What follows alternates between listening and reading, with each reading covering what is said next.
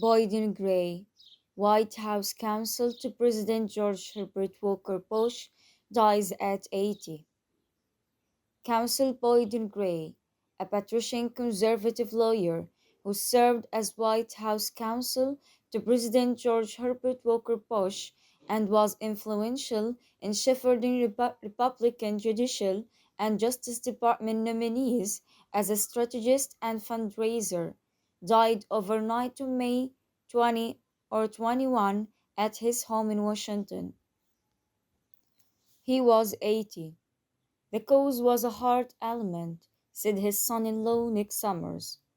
Raised in a North Carolina family steeped in a fortune from banking and tobacco money and communications holdings, Mr. Gray cut a formidable swath in Washington legal and political circles.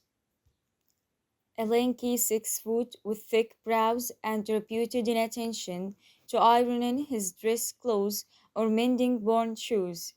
He developed a reputation as a meticulous lawyer and policy maven with workaholic tendencies. He had been a clerk for Chief Justice Earl Warren, then a leading corporate antitrust lawyer before switching from his family's ancestral home in the Democratic Party to the Republican side of the aisle. He was swept into the orbit of the incoming Ronald Reagan administration in 1980. He bonded most closely with Vice President-elect Bush, with whom he shared an LVY League pedigree and overlapping social connections. Both belonged to the Alibi Club, one of the most exclusive and secretive groups in Washington. Their fathers had once been golfing partners. Mr. Gray became Bush's counsel and deputy chief of staff and mostly was known for his work in overseeing day-to-day operations of the Presidential Task Force recommending the slashing of government regulations on trade, energy, agriculture, automobiles, prescription drugs, banking, and the environment. Because of Mr. Gray's corporate background, his work on the task force was greeted with immense skepticism from consumer advocates. He was persuaded, however, not to weaken disability-related regulations.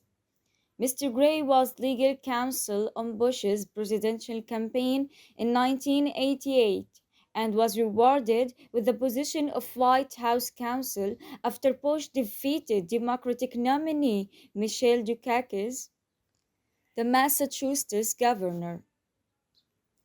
His initial transition into the job was complicated by political missteps.